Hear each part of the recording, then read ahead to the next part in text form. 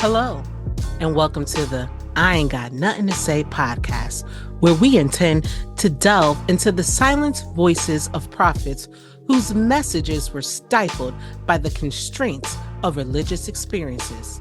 Join us as we uncover the untold stories and explore the profound impact these silenced prophets endured.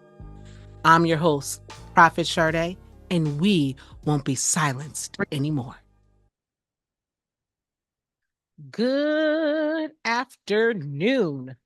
When I record it, it's afternoon, so I'm not really sure while you're listening to it what time it is, but for me, it's an afternoon. Hey, y'all, thank you so much for coming on again to listen to another episode of I Ain't Got Nothing to Say podcast. It's your girl, Prophet Shardae, and today we got another episode, and we are ready, and we're just going to go right in full force. If you have not liked, subscribed, left a comment, I'm going to need for you to do that immediately. Do it right now. Stop what you're doing and do it right now. That can help us reach more people. And so we just are grateful that you chose to listen to us yet again. I'm telling you, this is stretching me. This is stretching me beyond my comfort zone. And I was talking to my dear sister, Sana, and I told her, listen, I am not a driven person. I'm learning I'm not a real driven person, but I am a productive person. And so if you give me a task, I'm going to get it done.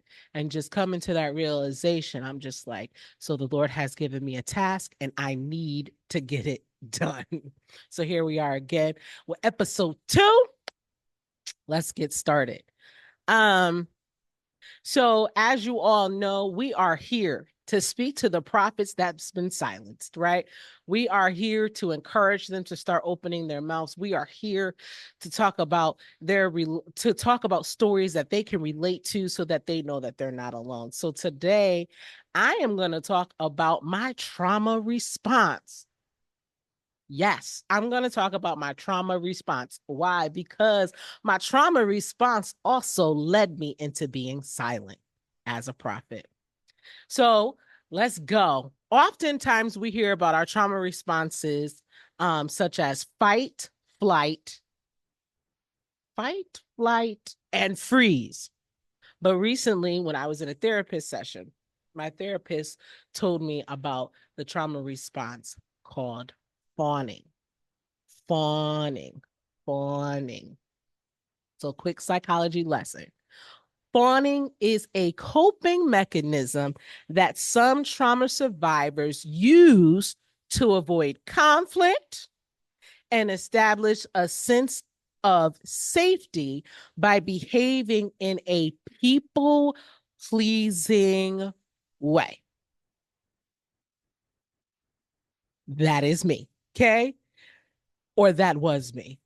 Let me correct that. That was me. So I'm going to just do the definition one more time for y'all. Fawning is a coping mechanism that some trauma survivors use to avoid conflict and establish a sense of safety by behaving in a people-pleasing way. So for me, for Shardae, I am not a confrontational person. I do not like to see fights. I do not like to get in arguments. I don't like to see people unhappy. I don't like to see people sad. For me, that is hard for me. And so my trauma response has been fawning. And unfortunately, because I'm called to be a prophet, it is not my job to make sure that everybody is happy. It is not my job to make sure all is well. Sometimes you have to have conflict to come to a resolution. And sometimes you have to have conflict so that you can understand a person. Like conflict, even though it's uncomfortable, it is good. Okay. But as an adoptee, there is a sense of having to please people, having to make sure that you're constantly doing right, not causing any conflict, not causing any friction, not causing anything that may make you feel like you have to go back to where you have come from. You want to make sure that you're doing everything necessary to please people, to please your parents, to please your leaders, to please your guardians, to please your aunt, your uncle, your teachers, whoever it is, to please them. And that was your dear sis right here. So I'm gonna give you a little story. So in kindergarten, I remember getting in trouble for the very first time. And probably most of y'all be like, dang, I don't even remember my kindergarten teacher. Well, let me let you know right now. I have an elephant brain, and there are certain things in my life that are like very pivotal, and they stick out to me for reasons that come as I keep walking in my life. And so in kindergarten, when I got in trouble for my first time, you know, the teacher was teaching us about the safety of scissors. I'm laughing because I can laugh now, but it wasn't funny then. And so she taught us, you know, how to hold the scissors. And she told us that we need to walk when we have scissors in our hand, and, you know, the simplicity of the safety of scissors. So one day I got up from my seat and I went to go get a pair of scissors.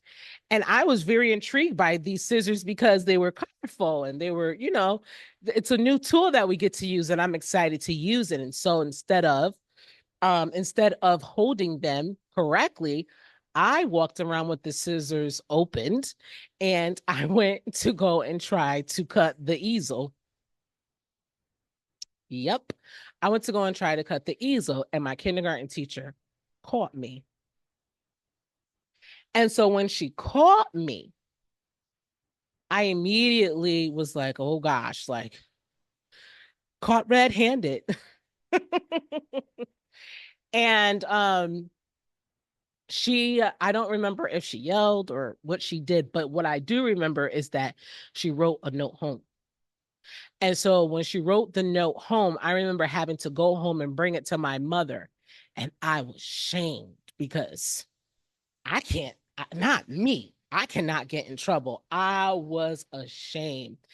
And some might think like, what? You were traumatized from that. But I want you to realize, like, one, that is one memory that I can trace back to when I noticed I started to people please. And two, I'm sure my soul will go back to the root of this at any point in time, but you have to keep journeying with me. So I'm sure that my soul will start talking to me and go back to the root of people pleasing, but you got to keep journeying with me. And so when I got the note and my mom read it, something internally in me said, you can't do this anymore. You cannot disappoint grown-ups. You cannot disappoint adults. You cannot disappoint them. You cannot do it. And so I went on in life with that in my head, and I internalized it for years to come. So now fast forward, I'm moving, I'm growing up, and the Lord is speaking to me, and he's starting to tell me that I need to go and tell so-and-so this, or I need to go and pray with so-and-so, or I need to sing this certain song during praise and worship, or I need to ask the pastor if I could be an adjutant, or like, there's just so many things the Lord was asking me to do. And in my mind, I was like, I'm not doing that. Because again, I didn't want to upset people. Many times when I used to lead praise and worship, the Lord would have a song in my mind, but because it was not on the list of songs that was practiced and rehearsed, I would not sing those songs. Why? Because my leadership and my church was very structured and very everything was structured, and it had to be in order. And so I dare not go off course. So I became silent. I became silent. I didn't want anyone to come to me and say, you were out of order, or that is not protocol. Yeah, that was me. And so as I developed my relationship with the Lord, and as I came into knowing who he is, and knowing that the only person that I need to be pleasing is him, and I need to please him by my faith. So if I'm if he's telling me something to do, and I don't have the faith to believe that what he is saying to me is right and will touch a person, then I'm not pleasing. No, I'm not pleasing the most important person at all. I am being disobedient, right? And so I remember one day I came across this scripture, and it's in Matthew, and I'm bringing it up on my phone right now. It's in Matthew, and it's the 10th verse, I believe. No, it's Matthew, the 10th chapter, and the 28th verse. And it reads like this. I'm reading in the Amplified version. It says, do not be afraid of those who kill the body, but cannot kill the soul, but rather be afraid of him who can destroy both soul and body. Y'all, who are you fearful of? Are we fearful more of man, or are we fearful more of God? Are we trying to please God, or are we trying to please man? When I read that scripture, I said, hold up. Hold up. I started thinking to myself, okay, so when the Lord tells me to do something, I need to go ahead and do it, because at the end of the day, people cannot kill my soul. People can only say things, they can hurt my body, but they cannot kill my soul. Huh? I have to be sure that I fear the Lord, that I reverence him, that I am following his instruction, that I'm being obedient to what he says. And you know, it brings me to Proverbs. Proverbs. Look, don't y'all act like y'all know scriptures off your dome, because I do not, and I'm not ashamed to say that I don't. So I got to look them up so I can make sure I'm saying them correctly. Proverbs, the 9th chapter and the 10th verse, and it says, the fear of the Lord is worshiping him and regarding him as truly awesome, and is the beginning of wisdom. So I wasn't being wise when I was trying to please people instead of pleasing God. I wasn't being wise. I wasn't being wise. Me trying to please people was ultimately going to kill me. I ultimately was not obeying the call that God had placed on my life. Listen, we can't please people. We got to throw that fawning trauma response out the window, and we need to take on the spirit of wisdom and fearing the Lord and pleasing God with everything that we do. That's what we need to start doing. Listen, prophet, I'm talking to you, prophet. Please God. Please him with your obedience.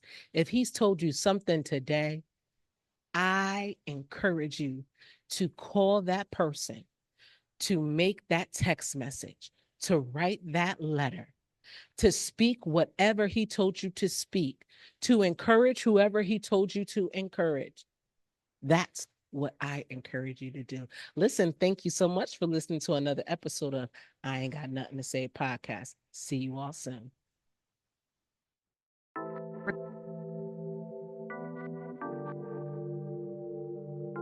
Thank you for joining us for today's episode of I Ain't Got Nothing to Say podcast.